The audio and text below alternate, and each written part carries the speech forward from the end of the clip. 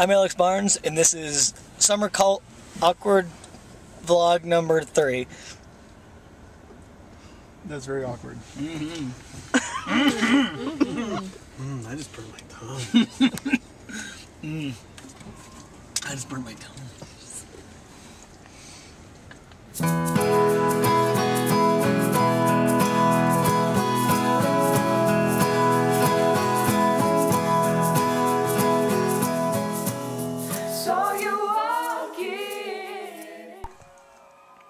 Hey, so yesterday, Summer Cult went down to Ithaca, New York, and we played some songs and got interviewed on Ithaca College's VICradio.org. And after this, I'm going to put the interview so you can listen to the whole thing. Some of the performances are up on YouTube and stuff too, so you can watch those. It's the first radio interview we've done. Hopefully we did a pretty good job. So yeah, hope you enjoy. And starting October 1st to the 5th, our song Touch Me is going to be featured on the podcast DIY Daily, and you can check that out at thornybleeder.com. Please go check that out. It's a very good podcast, has a lot of information about music branding and getting your band out there and stuff like that. It's a good listen for bands and for not bands, and you get to hear a song. So enjoy the interview, enjoy that, and we'll see you soon. VICradio. This is the new music show, and we have some special guests in studio today. We've got Summer Cult. Hey, guys. Hey, what's up? Hi. Hello. Yeah, and they're from Syracuse. You just heard them play a few songs, and we're pretty kick-ass, if I do say so myself. They have a new EP out called Songs for Ava, and you can find them at summercult.bandcamp.com, or you can follow them at Twitter at summercult. So I have a few questions for you guys, and first off, what did you guys have for breakfast today? Ooh, I had a raisin bagel with peanut butter and coffee. My favorite. I had a large red-eye. A large red-eye? I like it. So I usually try to have for breakfast lots of coffee. Okay. I believe I had a bountiful blueberry muffin and a pumpkin spice latte from Starbucks. All right, it sounds varied. Yeah. I had coffees and chocolate chip cookies. Coffees. Coffees. Many coffees and cookies.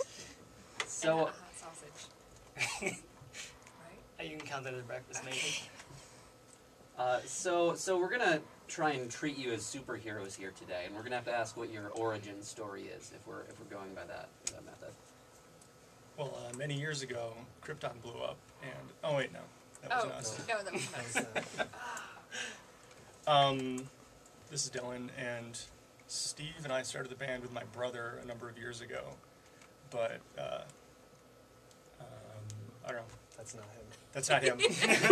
My brother is no longer in the band because things with family, or things with family.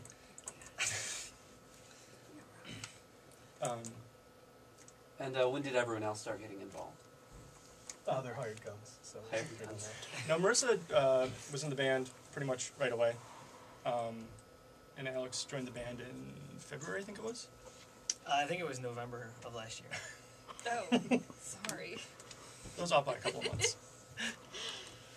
And how did you guys settle on a band name, Summer Cult? No one sitting here came up with it. So the former member, he came up with the name just because he liked the phrase and we liked it, and he left, and we said that's a good name. So just so you know, we're keeping it. And that's about it. I think it was supposed to kind of evoke the mood of the late '60s, what was going on. We guess. All right, and could you name a couple influences you guys feel that you have as a band, either your contemporaries or who in the music scene you're really listening to a lot now, or past? I think we all really like Justin Townes Earl. Yeah. I listen to a lot of Elliott Smith and stuff like that. Ryan Adams. Mm-hmm. I do know that the original genesis of the band was me and his brother sitting around listening to Neil Young records. And we're like, I've always wanted to do that. Me too. Cool. I think the when we started, it was kind of more Neil Young-ish, but then as we've progressed, it's gotten more ethereal and weird. So how would you guys describe your songwriting process? Is there one key songwriter and then everyone else pitches in a little bit, or is it very collaborative? How do you guys go about doing that? A lot of the songs I'll start usually at work, like on my lunch break or whatever. I'll just write away in my notebook, and then I'll bring them to practice, and we'll kind of flush them all out together. But each song starts in a different way. Some of them we've written together. Some of them start with one person's idea. There hasn't been much of a consistent method so far. Just But what we're doing works. yeah, so far it works. So Yeah, no, definitely. we'll stick with it, I guess. So clearly you guys use a ton of vocal harmony. Is that something that came very naturally to you as a band, or is that something you did all of you sing vocal harmonies, 2-3-part harmonies before, or is that something you've had to work with for the band? I think it's just something that it's like we all like singing. We all like how our voices sound together. So it's something that we always try to do a lot of. Like any other band I've ever been in, we've never done it. And I think playing acoustic, like we always practice acoustic. Sometimes live we'll use electric guitar and stuff, but practicing with just acoustic guitars and the voice, it sounds great to us. And so it's just something that we kind of carry with us as we go on. All right. It's nice too that it helps set us apart a little bit from a lot of other bands in Syracuse that don't do that. Mm-hmm. So it's kind of one of our, if we could say, maybe we had a secret weapon besides this one. Get out of here. All right. So songs for Ava. Do you guys want to talk about that a little bit? How that album came about? What might make it different? The origins. Sarah told me you have a cool story about it. So.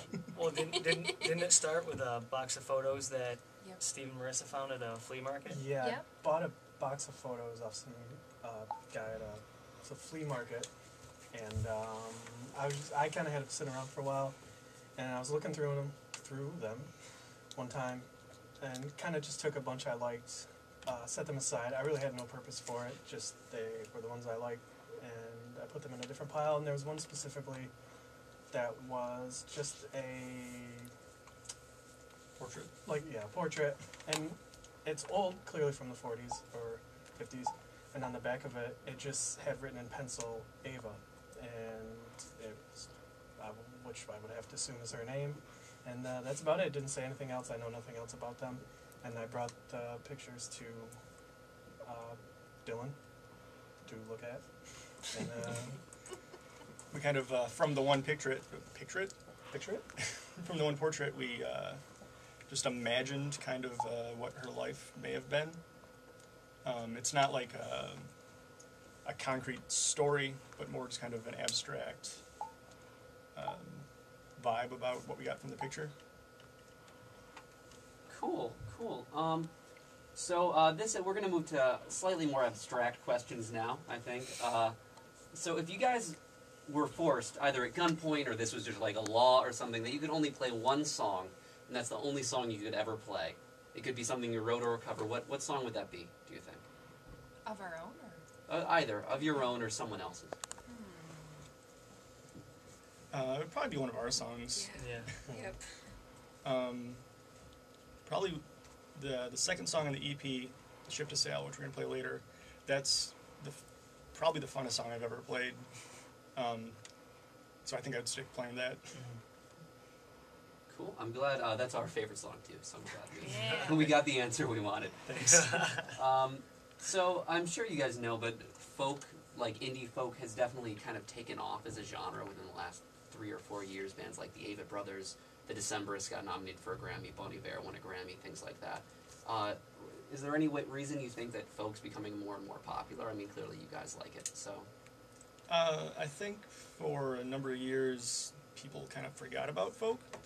It's like other genres of music, it kind of ebbs and flows.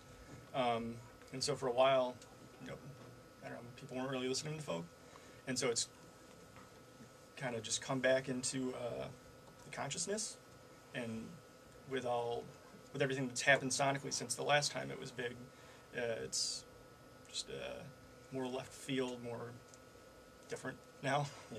Well, it's kind of, it's a pretty timeless thing too, you know. I mean, like a singer-songwriter vibe will always come back around because people like it and it's relatable. But I think, like with our sound, we kind of like maybe like paralleling that, but not diving right into the whole folk sort of movement. But we like being running with it a little bit, I guess. I think there's always going to be people playing acoustic instruments because it feels good to play one, and it feels good to be in front of somebody playing one. And with folk music, since you can play it without microphones or anything, it's a great thing to experience. And that's what I think that people are always going to come back to that. Cool. So we're going to try and profile each of you a little bit now. You know how in the Beatles, Paul was the cute one. Could you all go around and talk? Which one of the band are you? Are you the cute one? Are you the charismatic one? Do you have to ask? I do. You have eyes. I don't see what the question is. Yeah, I don't know. Just describe your personality. That's, Do you watch The Simpsons? yes. Do you know the Duff beer bottle with the bad attitude? I can't think of what it's called, but I think that's probably You? that's probably me. Okay. Duff beer bottle with that. I like it. Alex is the baby of the group. Okay. He laughs a lot. He still gets excited. He's ticklish. Yeah. We almost crashed about 4 times in the way here because Marissa sits behind me and keeps poking me and tickling me. I can't help it. So Marissa's the antagonist. Is she the villain of the group? I wouldn't say that. I don't know what I am. What am I? What do you guys think? I don't know. The talented one. Oh. You're the reason that people like us. Oh, stop it. You make me cry. Steve's one of the best beard. Yeah.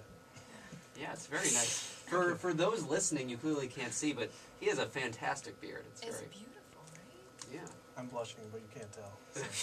It's not the longest beard you've seen, but it's very full. It's regal.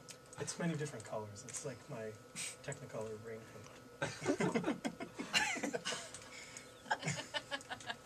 All right. So when you guys are driving around, either to gigs or just on your own time, is there a favorite song you like to jam out to as you're driving along? Usually a lot of 90s dance pop. Could I get a specific example? We'll listen to Backstreet Boys, NSYNC. Yeah. I mean, we listen to a lot of stuff, but there's usually some Shania Twain happening. Oh, yeah. my God, Those are good yes. sing-alongs. Shit. Shania has been... I will always listen to Shania Twain day or night. I can't get over her. All right. So if you guys could tour with any musician, living or dead, any 2 bands, what would they be? I mean, I'd love to tour with Ryan Adams and Justin Townes Earl. Yeah, that sounds pretty good. Yeah, even though I'm a huge Ryan Adams fan, as well as I am Justin Townes Earl, I feel like Justin Townes Earl would be awesome to hang out with, because I feel like Ryan Adams would bum me out, because he would just be problematic. So my answer is Justin Townes Earl, because I want to hang out with him. If you know about them at all, they've had some Drugs. issues in the past, but now that they both cleaned up, so I think you could actually be around them and not like get shot by them or anything. Fair enough. Do you guys have any guilty pleasure songs? I don't have any guilty No. pleasures. No? I like They're everything all there, openly. yeah. Everything openly? Yes. Okay. There's no song that I like that I'm embarrassed by. I'll listen to Radio Disney. Is there anything you don't like? Oh, there's lots of stuff I don't like. Yeah. Just not Radio Disney. Radio Disney is something you do like. Yes. Okay. Just making sure we have that on the record. So congratulations, you are all now honorary DJs. Me and Sarah talked about this and we decided you're all honorary DJs. Whoa. And I know you have DJ names already, so could we get those? And maybe a reason why you think it's a good DJ name. It's not an exciting name, but I'd probably just use DJ Suttles. That's my initials. And I don't know, I guess I'm obsessed with using my own name. I like it. Mine was DJ Catnap, and just because that sounds awesome, and I'm always tired, and I could pretty much take a power nap at any moment. So that's good enough for me. Yours is DJ Ghost Cat. That's right. Mine was DJ Ghost Cat because there was this awesome cat that hung around Dylan and Bridget's house. And now he's gone. He's the best cat ever. So, yeah, that's why it was DJ Ghost Cat. He did smell kind of weird, but he was an outside feral. cat. Feral? Yeah. Feral. Yeah, It's feral. fearless He and could probably feral. kick your ass. You good. He was pretty BA. It was called Ghost Cat because for a long time we'd only see him kind of at odd times, early in the morning, late at night, and be kind of running across the street, looking not quite real. And the cat's not white. It's kind of like a dusky, really light tan. And so, like when you'd see it at certain times, it just looked like it wasn't actually there. Oh, and I would try to host like one of those morning zoo shows, and that would be Sexy Lexi in the morning. Nice. I think we're gonna need to find a full-time Sexy Lexi in the morning. That's just too good a name to give up. Quit your job. Move back here. Yeah, move. You're welcome I'm anytime. fine with that. So, do we have any Harry Potter fans? Any chance? Yes. Can we get a band Patronus and/or Spirit Animal for those who aren't aware of the Patronus term? Getting back to my own ego,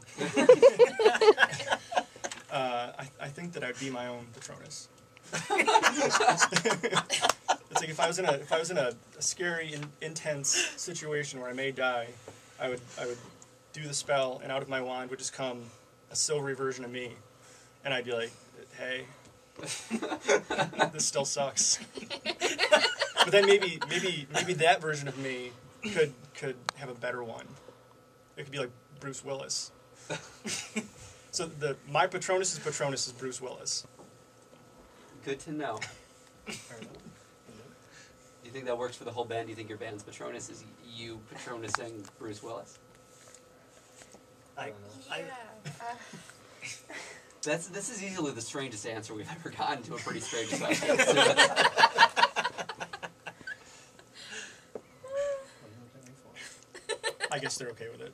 Okay. Your Patronus is a Patronus giving Bruce My Willis. personal one is a sloth. I know that. Oh, okay. So you guys are out here. Or it could be Gladys, which is That's your car, though. my car that we drive around to all of our gigs. So maybe Gladys could protect us. Gladys. Just a silvery, ghosty Subaru driving out, attacking our enemies. Mine would be a bear. That's it. It's simple, and I like that. Yeah. Well, everyone else gave long answers. I just figured I'd keep it sweet and simple, Yeah. So do you guys have any shows coming up in the area? We do in Syracuse. We're playing the 11th and the 14th in Syracuse. The 11th is at the Lost Horizon. That's a Thursday. And the 14th is a Sunday. We're playing at a place called Badlands. Oh, sweet. Well, everyone should go. Everyone will go, or we will all hunt you down. So I like check it that. out. Yeah. It's a short drive. It's worth it. No, absolutely. So this is Summer Cult. We've got Dylan, Marissa, Alex, and Steven. They're from Syracuse. Going to be playing in Syracuse soon. You can check them out at summercult.bandcamp.com or follow them at Twitter at summercult. Thanks for stopping by, guys, and we're going to have them playing a few more songs right after the jump.